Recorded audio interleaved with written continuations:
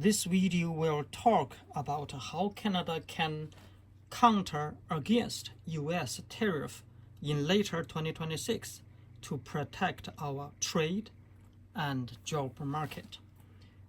After Mark Carney became Canada's Prime Minister, he has to handle US tariff and maintain our country's economy and national sovereignty. He did a lot of things. I'm going to tell you about it. In 2025, he visited 13 countries, and in 2026, only January 1 month, he visited 4 countries, which is France, China, Qatar, and Switzerland. He visited China and met President Xi on January 16, 2026, after got a trade agreement with China on electric vehicle and agricultural products. Then only 3 days later, on January 19th, he delivered his famous speech at Davos World Economic Forum in Switzerland. Carney's speech at Davos received enthusiastic applause from all the attendees. In his speech at Davos, Carney introduced Canada's new business-oriented strategy. This new strategy aims to create new trading partners and increase trade between Canada and more countries.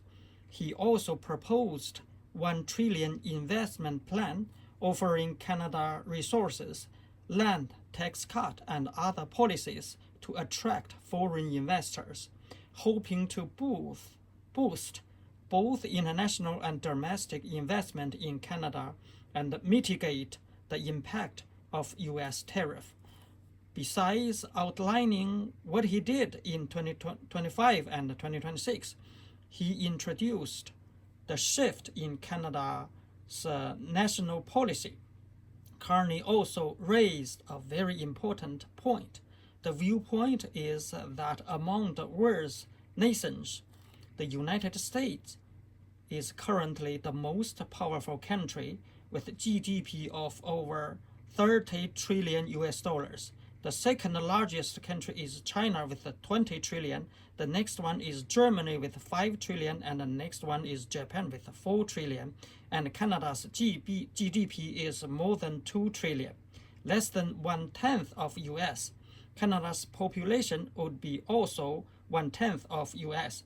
Therefore, Carney's viewpoint suggests that moderately powerful countries should be aware of the tariff and the threat from US and the threat of unbalanced and unequal trade relationships. So what should we do? We need to unite with other medium-sized powerful countries to counter American bullying tariff and prevent it from using tariff as a weapon to take away our benefits, forcing us to do business with US under unequal conditions. Therefore, Carney has put forward this viewpoint, which is very important and insightful. That is a middle strong country alliance. Did he make any preparations before proposing this viewpoint? I think he certainly did. After he put forward his viewpoint, did anyone want to respond and follow? Yes, they did. You see, after Carney visited China on January 16th, following his step, on January 29th, only 13 days later, British Prime Minister visited China and met China President Xi. You see, the visiting dates of Carney and Starmer, the 16th and 29th, seems like it was all prearranged. It's quite possible it is prearranged. In other words, when Carney proposed his middle power country alliance slogan, he was actually prepared. At least the UK responded, following Canada's step to visit China. Let me briefly look at the situation regarding British Prime Minister's China visit, UK's trade with China is 2 times than Canada's, and UK is a permanent member of the UN Security Council, while Canada is not. However, the level of protocol China used for the visit of a British Prime Minister was not as high as that of Canada's. China arranged and seriously treated Carney's visit, sending the Director of General Customs, who will do tariff, to the airport to greet Carney. Then Carney met China's Prime Minister and President Xi, and Carney successfully negotiated a trade agreement, while UK Prime Minister Starmer didn't get any trade agreement. From Starmer follow Carney's step to visit China, it can be said that Carney's proposal to unite moderately powerful countries has been effective and has found allies.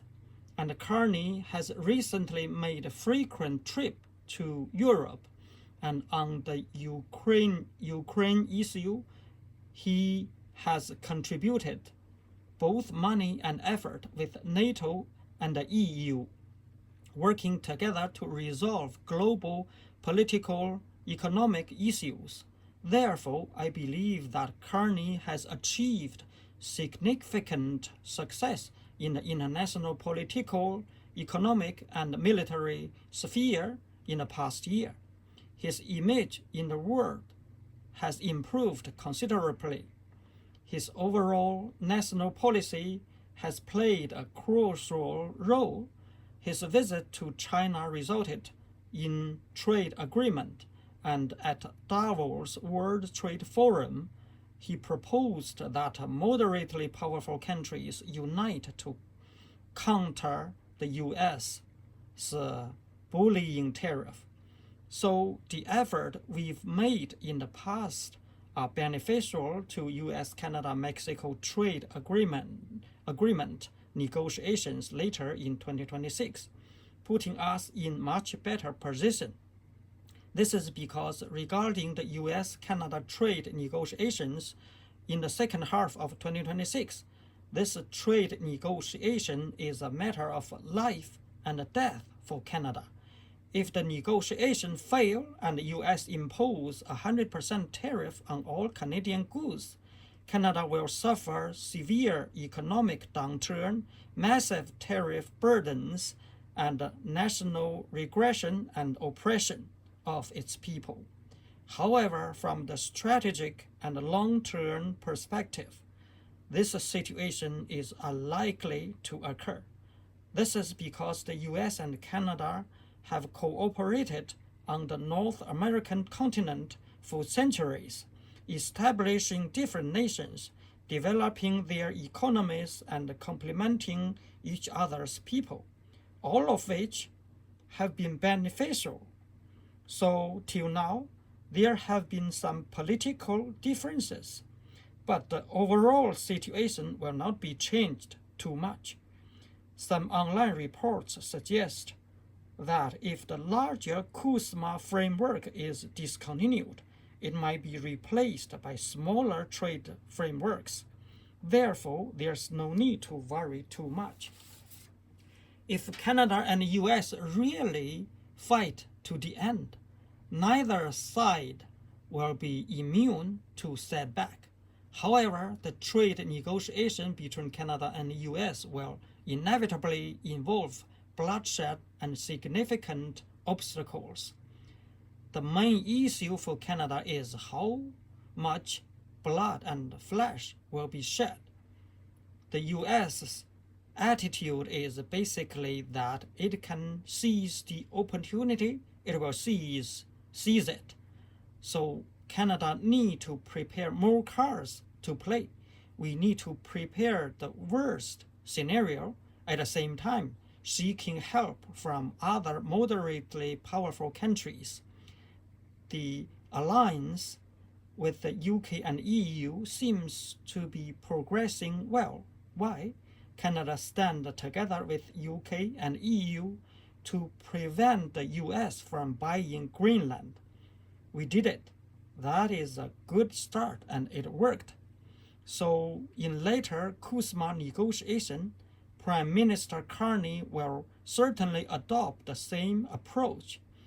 On one hand, negotiating for the best possible tariff. On the other hand, strengthening trade with its global trading partners to increase its own trade. And on the other hand, uniting with other moderate, powerful countries like the UK and EU to jointly counter the US. In this way, the country can protect its trade and national sovereignties and territory. It can prevent itself from becoming the 51st state of the United States. Therefore, this overall strategy can achieve its goal. So by this simple video, I briefly analyzed the current international situation, the position of Canada in international arena, and Prime Minister Carney's overall strategy, both domestic and international. I strongly support Prime Minister Carney's strategy of forming alliances with other middle powerful nations to counter the bullying tariff from US. However, I disagree with other online comments suggesting that we should weaken and surrender to the powerful United States of America. Okay, that's all about today's video. Bye-bye.